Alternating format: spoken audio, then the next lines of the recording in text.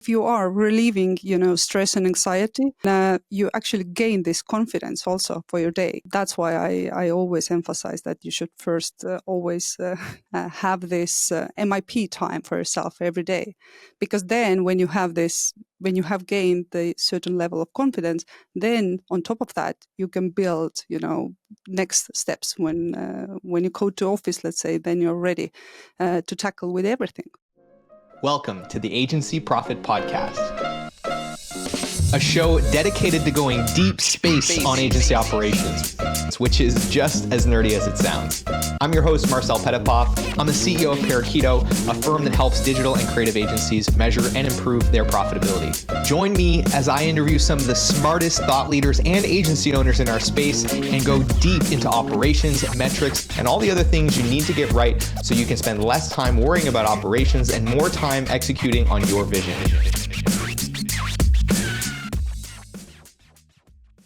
Hello, everyone, and welcome back to the Agency Profit Podcast. I'm joined today by Mari-Liis Vaher, who is the author of a new book that's coming out. As you're listening to this, you can actually join the waitlist to get early access to it, called The Greatest Marketer of the World. She is a marketing strategist and entrepreneur, a very experienced marketer, and she's here today to break down her 5-step framework for helping build trust in marketing among CEOs and teams, which really today is going to tie back to improving client retention, learning how to get more effective and more efficient at delivering real value that you can measure and prove to clients in your agency. So with all of that, Mari-Liis, thank you for joining us today.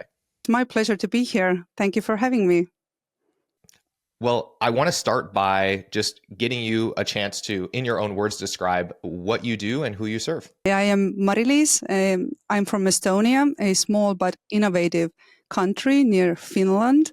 And I'm the founder of Powerful Marketers, a global hub that helps marketers work smarter, not harder. So I am passionate about helping marketers gain clarity, confidence, and results, and without burning out. Amazing. Smarter, not harder. Very relevant to, I think, a lot of the ways in which people are trying to improve the way that they run their agencies, the way they deliver results for clients today. So with that, let's start with a little bit of a background. What led you to starting this organization and ultimately writing this book? Well, so many marketers and agency owners struggle to prove their value, either to leadership or clients. And I have been in marketing for over 20 years and an entrepreneur for over a decade. So I understand both sides. And I built and successfully exited a 7-figure agency business myself, 2018. And thanks to what I have seen and experienced, I truly believe there is a great need for that help to help professionals align marketing with real business growth. It's an interesting topic because I'm sure a lot of agency owners have felt this in their career where they were blindsided by a client saying, hey, we're going to cancel the contract. We're going to move on. We're going to hire somebody else, when in their mind, they're thinking, what the hell? Everything's going great. We're hitting all the targets that they set. We're doing everything right. We're generating leads. This client is clearly getting a return on investment. Why the heck would they fire us? In your experience, why do those kinds of things happen, and where does this lack of trust come from? To be honest, what I think is that marketing itself has a branding problem. And here's what I mean. If you ask someone what sales does, the answer is simple, right? They bring in revenue. We all know that. If you ask about finance, for example, you will hear they manage our money, right? Everybody understands. But if you ask, what does marketing do? You will get 100 different answers. So some will say social media, others will say branding, and some think it's just ads, right? So that's a real problem, because if marketing doesn't have a clear outcome, how can executives trust it, or your clients? So I think if business leaders don't understand marketing role in driving businesses impact, how they can invest in it properly. So that's the problem I see. It's interesting because I think as an industry, we're becoming more aware of this. We've seen this tidal wave of value-based pricing becoming a much more popular concept, which with it brings this idea of we have to understand the problem that's being solved, the impact that we're having, right? And trying to price based on that thing. But what it also starts to expose is that interestingly, it's actually getting harder in a lot of cases to empirically prove that value. There's this sort of parabolic curve to attribution where you couldn't do it before because there was no technology for it. Then there was a lot of technology for it. And then privacy became important. And now it's actually getting harder again to actually like accurately and consistently measure exactly what impact different activities are having. So I think for all of these reasons, this topic of, how do we actually in a sustainable way prove our value is becoming more and more relevant. What's been your experience in terms of how this pendulum is swinging or how this target is moving over time and how this problem is changing over time? Don't speak the same languages oftentimes with our clients or even with the executives, because they don't care, let's be honest, about the engagement rates or impressions or how many people liked our campaigns. They care about growth, revenue, and profitability, right? So here's one way I explain it in my upcoming book. Imagine, for example, there is a business event that comes to town and you have to let people know about it, build a know-like trust in the marketplace, right? So what do? For example, you use maybe banners to promote an event. Well, that's advertising. Then maybe you engage media to cover it. Then this is PR. Then you discuss, event benefits, uniqueness, that's sales. Then you do some social media posts. Then this is social media marketing. Then if the customers, let's say, spread the word themselves, that's word of mouth. Then you need to optimize your website. That's SEO, right? So there's so many things you need to do, so many little tactics. But if you plan and execute this everything all together, well done, that is marketing. So how do we communicate that to the executives? So before we shift to talking about how we do that, which I think is the core of the podcast today, I want to first take a step back and really explore your story of having built and exited a successful agency and presumably learning about the importance of some of these things along the way. And in particular, feeling the impact of not being clear on these things on your agency, how it affected your ability to grow, retain clients, your profitability. So what are some of the problems that you felt in your journey and that others might be feeling by not having clarity on this concept and not doing an effective job of communicating this? I had this agency back in 2013, and I did an exit on 2018. So for five years, and we were able to build that to a seven-figure business.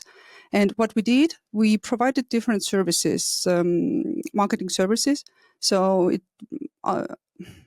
we did websites, we did creatives. We had all the social media team. We had project managers. We had several designers working, and so on. So we did those little pieces ourselves, or we served our clients, helping with these little pieces. And we also had these situations where clients, they were not happy with the results. And I don't mean the one creative itself, but if that creative actually helped them to grow their business. And we were not able to show that because we were only giving them some little pieces.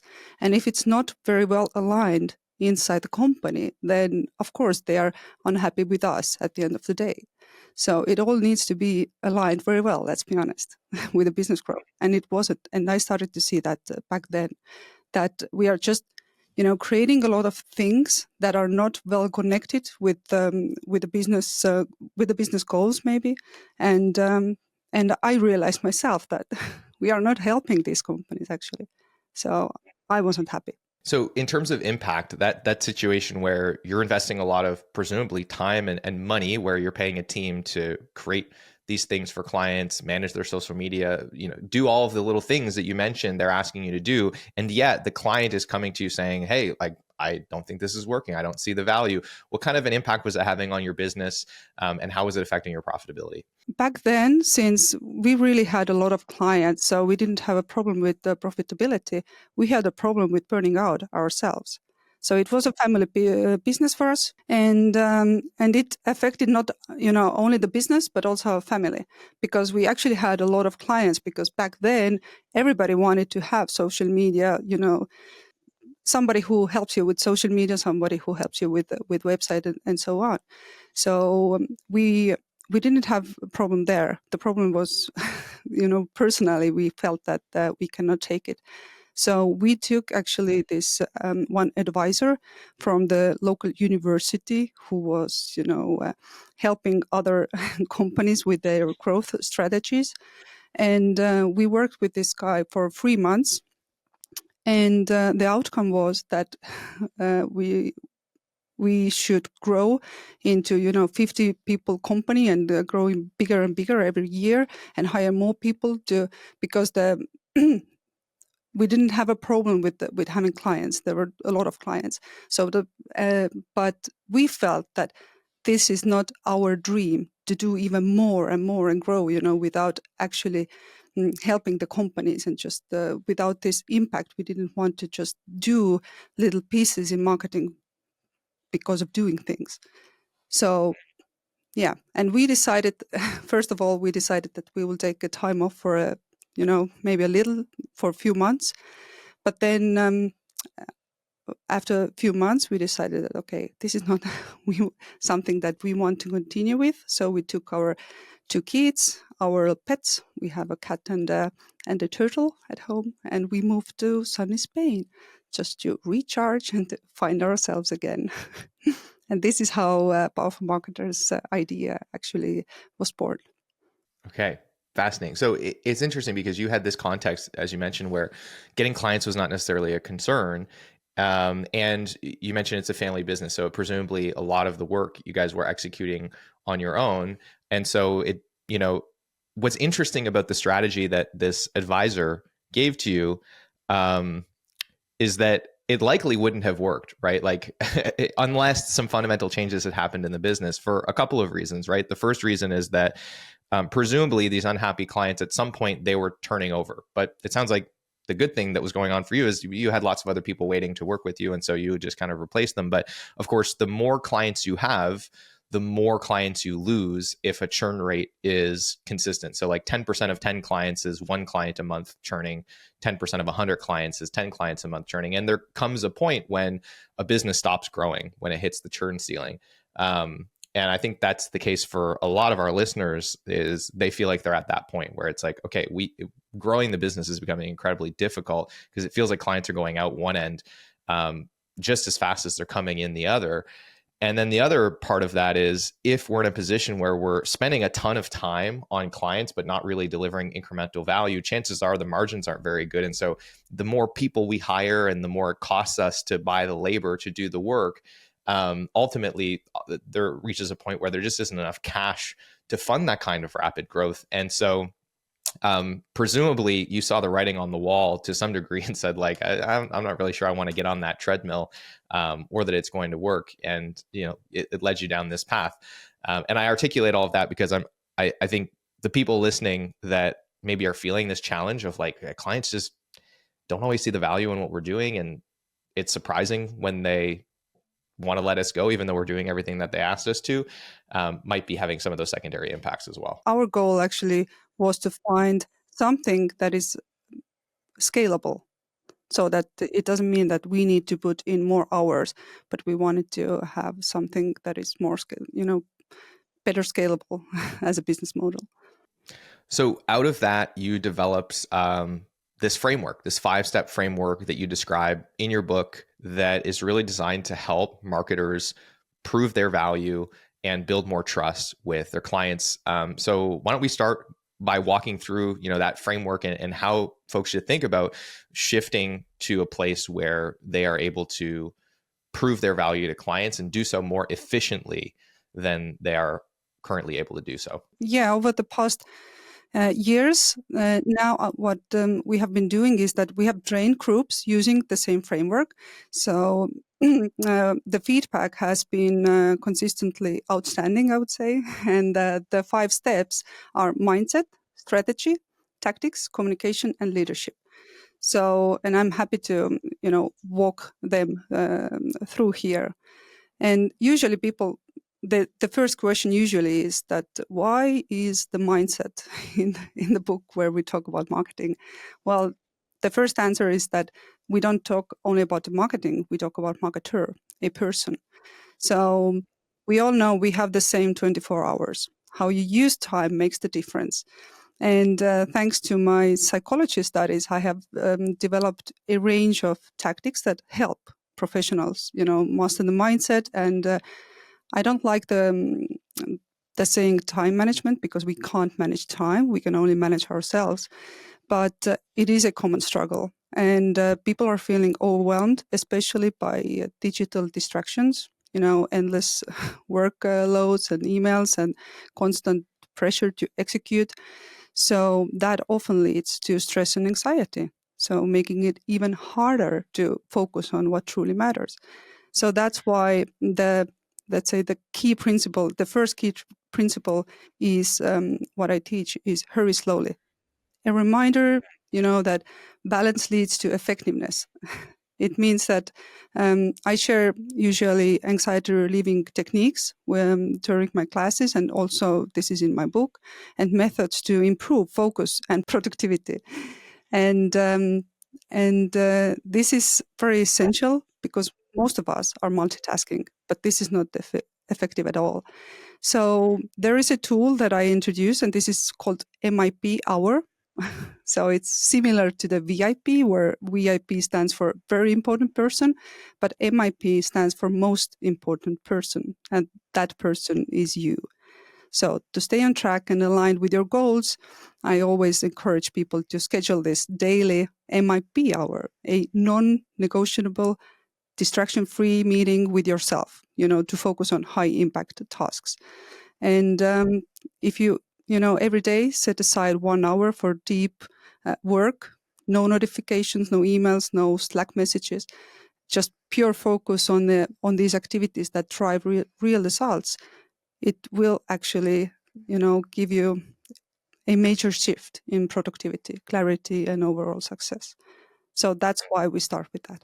I personally, I just have to say, I second this 100%. I know that I'm the kind of person, I know a lot of people listening to the show are the kind of people that are like, give me the tactics, right? But I can tell you with absolute certainty that if I don't get up in the morning and work out, have a coffee and take a cold shower and then journal and actually like get my mind right in terms of what I'm doing for the day. And the journaling practice includes a number of different things. I write down gratitudes. I write down exactly what I'm going to accomplish, over the next certain number of time periods. And then I really get clear on what the most important things are for me to work on. And then I always have the first hour of my workday to tackle that most important thing, which is often the thing I want to do the least and I'm most likely to procrastinate on. If I don't do that, my productivity is absolutely tanked. And I would say going to the gym is the most, for me personally, that's the most important thing. If I don't do that, I don't feel good at all. And so like, this is absolutely true. And you don't want to believe sometimes that like these things are as important as they are, but like, I actually have data. I've measured the impact of this on myself, and it is material, like so significant. And the value of that hour is more than made up for every single day in terms of how much more effective I am, to your point. I agree. So it's not just nice to have thing, right? You need that for your own sake. And I don't think people actually need data to prove that. If you just try it out, 1 day or 2 days yourself, you already feel the difference. So, but the data is also good, of course. I would also add to this that like if you have a team, this is even more important because there's like a less tangible impact that this has, which is like I am far more pleasant to work with when I'm doing these things than when I'm not. And that's important. That's very important to the team. And I'm sure if they're listening to this, they would chuckle because they know what it's like for me to show up to a meeting on a day that like I haven't worked out, I haven't eaten well, I'm not focused.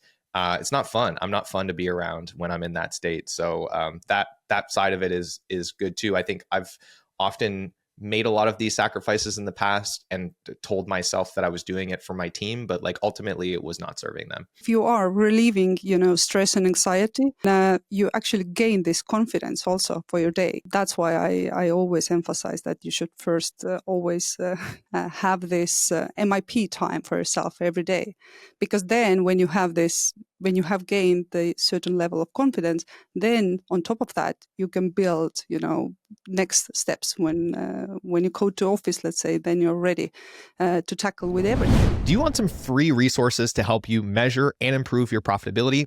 If you do, then I want to tell you about our agency profitability toolkit, which you can grab absolutely free in the show notes or by heading to parakeeto.com/toolkit. It's packed with training videos, cheat sheets, templates, and all kinds of other great resources to help you start measuring and improving the essential metrics that are going to drive better profitability in your business. And it's helped thousands of other agencies around the world do the same. So I want to encourage you to go and grab a copy of that. And if you'd rather get in the fast lane and just have our team of experts guide you through the process of measuring and improving your profitability, then I want to encourage you to apply for a consultation at parakeeto.com. And with that, I want to thank you again for tuning in. I hope you enjoy the episode, and I'll let you get back to it. Awesome. So that is step number one. We talked about mindset, and the big takeaway is MIP, most important person, setting aside that time to really build yourself confidence, clarity, and focus for the day. From there, we go to step two, which I believe is strategy. Is that right? Yep, that's true. So it's strategy. And if your marketing strategy isn't built with sales and leadership in mind, then I can already say it's a wasted resource. And too often, when we plan marketing, it is planned in isolation, what I see. So marketers, they launch campaigns, but sales teams are not aligned or leadership is not involved. And it means that these expectations are not set. And that's why many businesses often say that, we tried this marketing thing, but it didn't work for us. So probably you have heard that as well. So random marketing didn't work, yes, but marketing itself works, but only when it is built with clarity, alignment, and a strong foundation to support this business growth. And that reminds me this saying by the Eisenhower, the plan is nothing, but planning is everything. So he talked about that when he was, planning the war. And we know that just like in war, the same is in life every day, that you may have plans, but, things happen, life happen. So things don't go according to the plan, but still you need to do the planning because then you're able to adapt, right?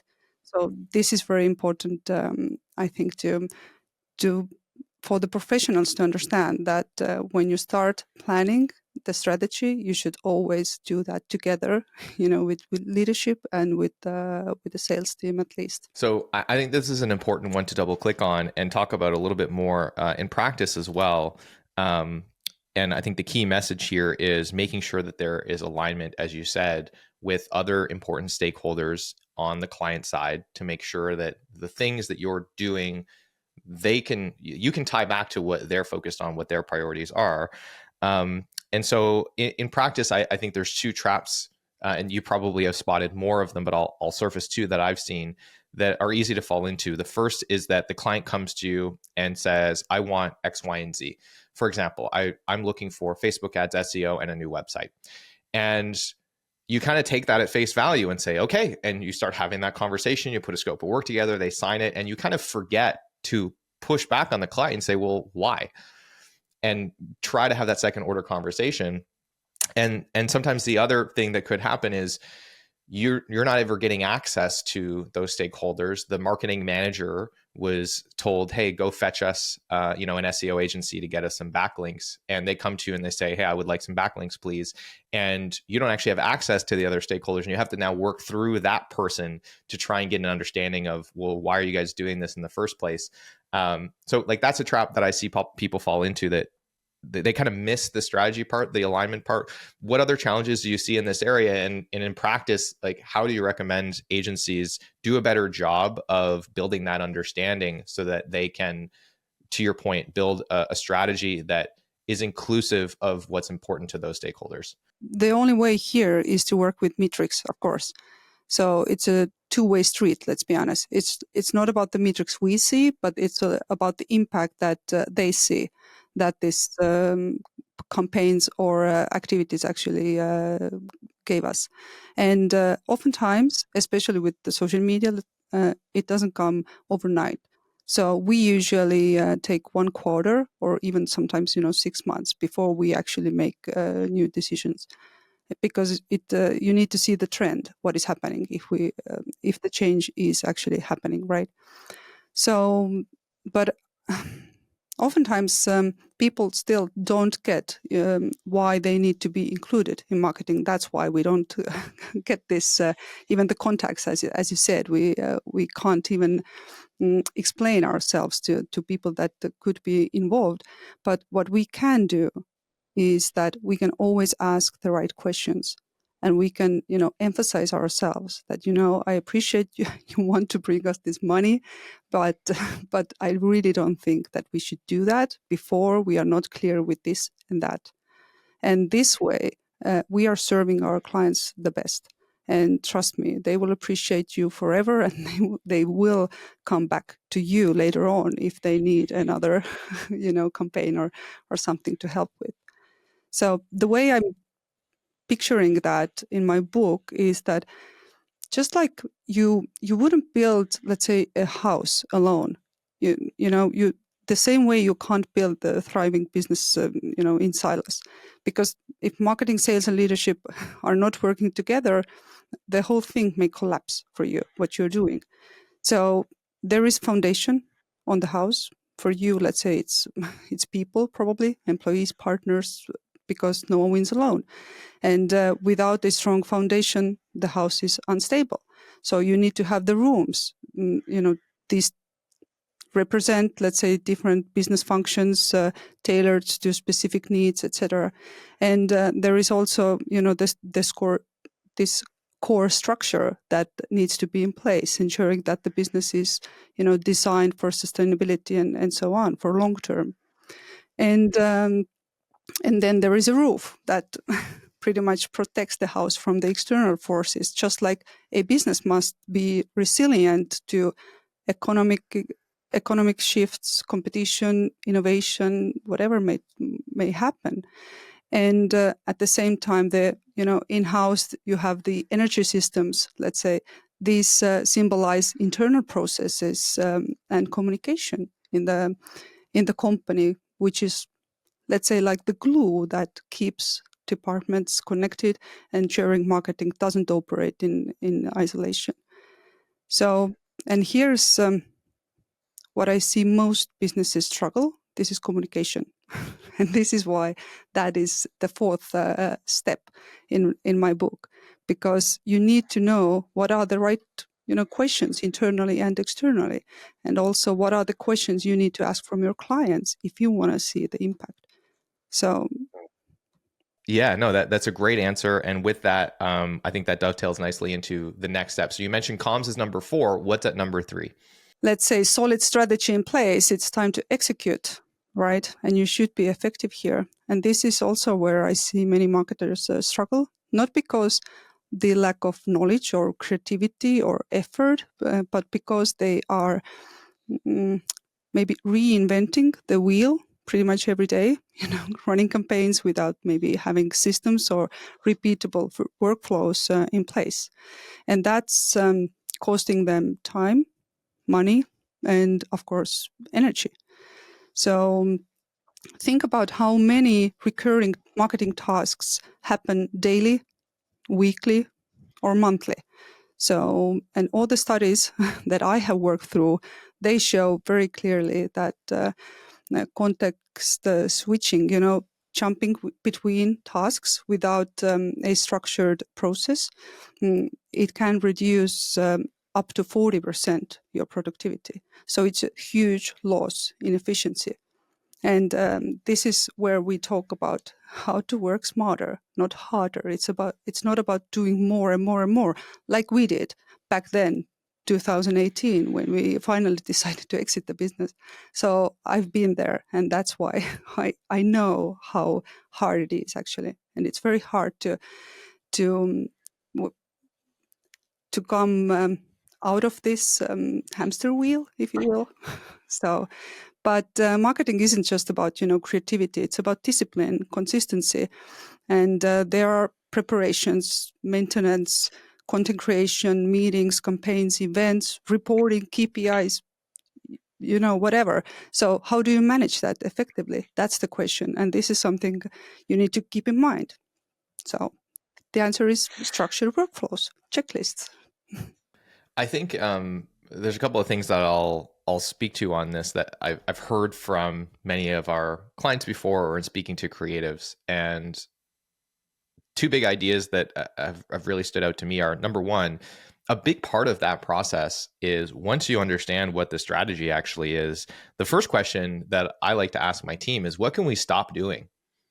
And the answer is often like several things, right? Now that we understand what the goal actually is for the client, what the value is for the client, like there's a bunch of things here that we could be spending time on that they don't care about at all. And instead we could be putting that time towards the things that they care about most. So like first question, what can we delete?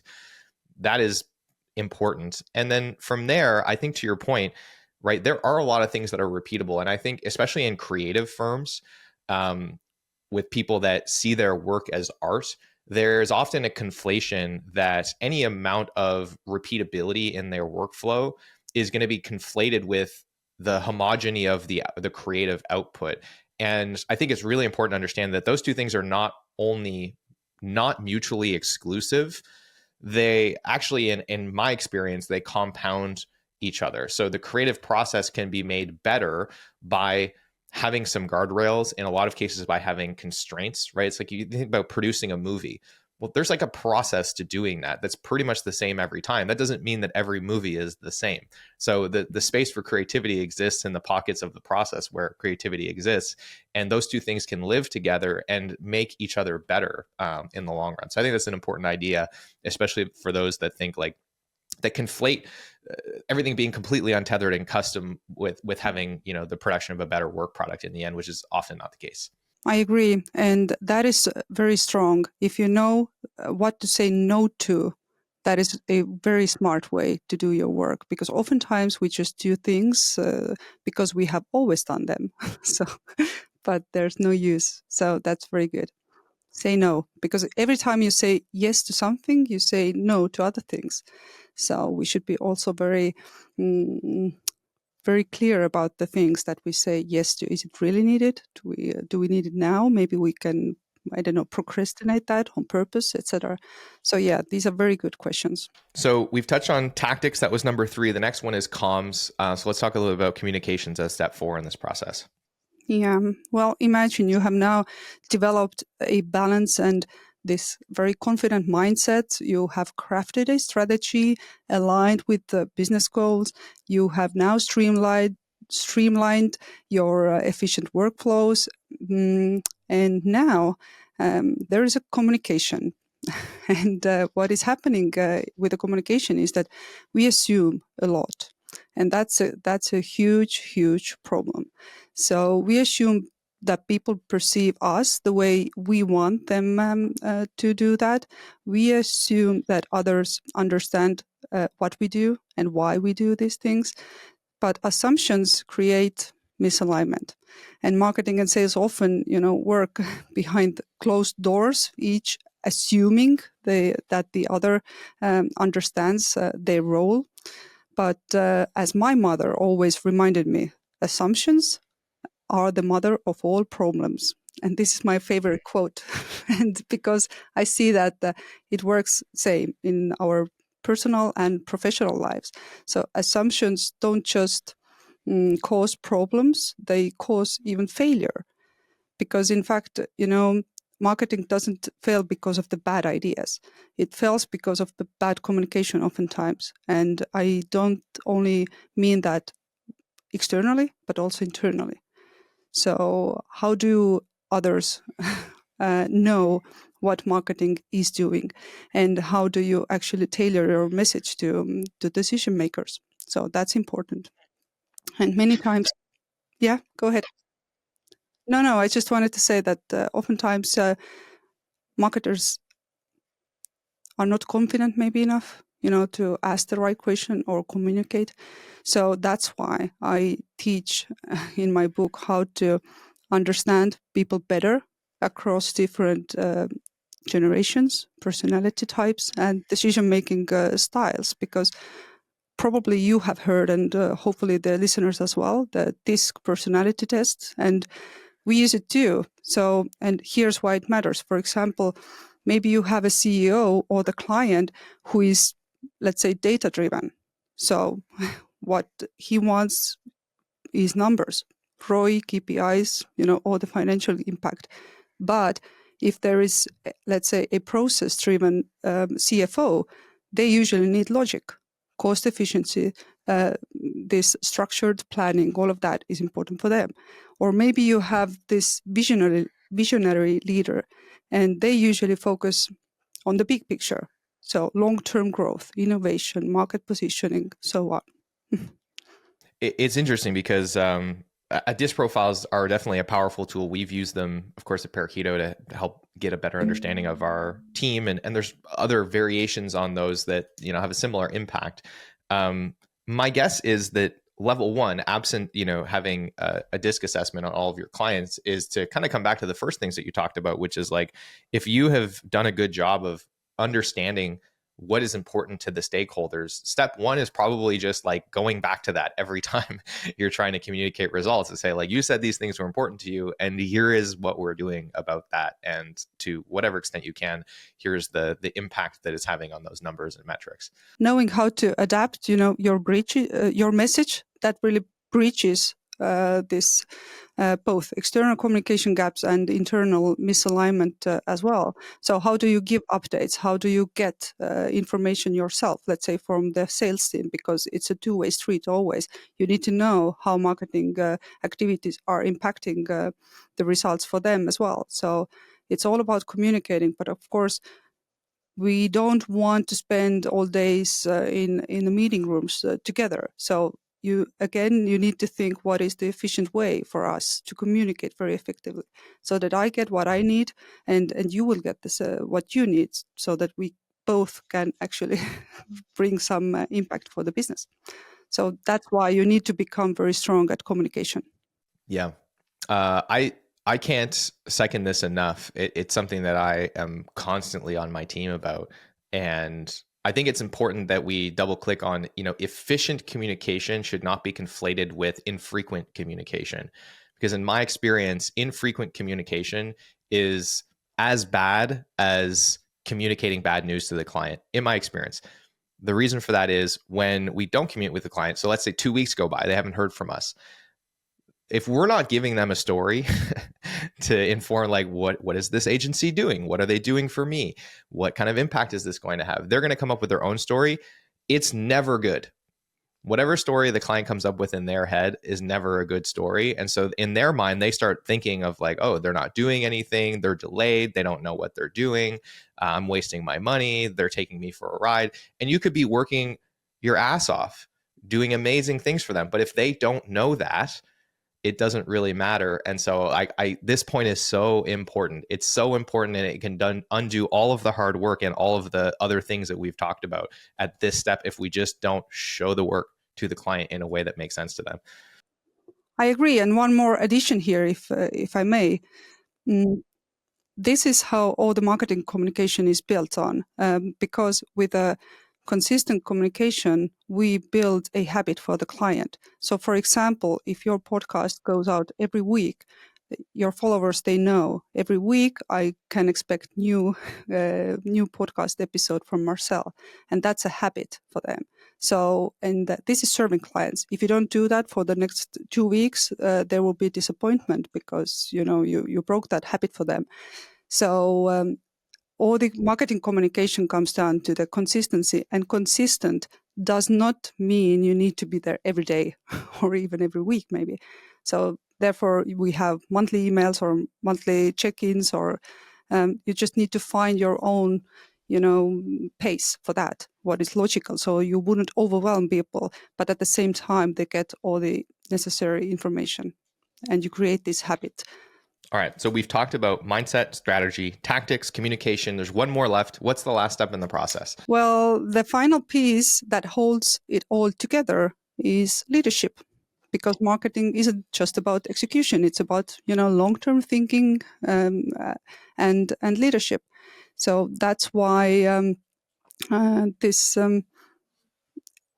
it is like a final step here, so that with a strategic leadership, marketing can actually, without strategic marketing, marketing stays stuck in this execution mode. So constantly, let's say, reacting instead of driving this impact. But I share in my book both, theory and practical techniques to help professionals manage multiple projects and stakeholders effectively. Because let's be honest, there's a lot to handle, many projects at once. But the key is learning how to multiply your strengths and time rather than becoming a bottleneck or being, burned out yourself. That's why it's the last step here. So I know we're coming up on time. In the interest of that, you have some things coming up. The book is coming out soon. There's going to be a link in the show notes for those that are interested in getting on the wait list for that book when it comes out to do that. But you also have a couple of other freebies that are related to some of the things that you've shared with us today. So for those that want to learn more and go get access to those things, where should we send them in the show notes? In the show notes, they can find a free productivity guide. So they can learn how to use that MIP Hour, exactly what we discussed here today. And there's also free disc personality type, so that you can, boost your impact in communication. And you will get it free with code Marcel. But the links are on the show notes. And of course, yes, my book, The Greatest Marketer in the World, will officially launch in September 2025 in Malaga, Spain. But if you are listening before the launch, then we are inviting people to join our launch team as well. So you will get early access and behind the scenes look at how we bring this book to life. So thegreatestmarketer.com is the website, and it will be also included in the show notes. Incredible. So we'll have links to the productivity guide, the free disc assessment using code Marcel. It's funny, I didn't know you were going to do that, but that's great. I feel like a real influencer now, as well as a link to thegreatestmarketer.com so you can get on the launch team. And of course, links to Mari-Liis on social media so you can go follow her work there. With that, Mari-Liis, thank you for joining us today. I really enjoyed our chat. Hey, thanks so much for tuning in to today's episode. I hope you enjoyed it. And if you've ever found yourself thinking, man, I get so much value from this podcast, I wish there was something I could do to return the favor. Well, today's your lucky day because you can leave us a review wherever you're listening to this, and it is incredibly helpful. Of course, if you haven't grabbed a free copy of the Agency Profit Toolkit, go and get that. It's got tons of free resources to help you improve your profitability. If you're looking to get in the fast lane and get help from experts to improve your profitability and measure your most important metrics, then apply for a consultation at parakeeto.com. We'd love to chat with you and figure out how we can help. With all of that, thank you so much for being a listener, and we will see you on the next episode.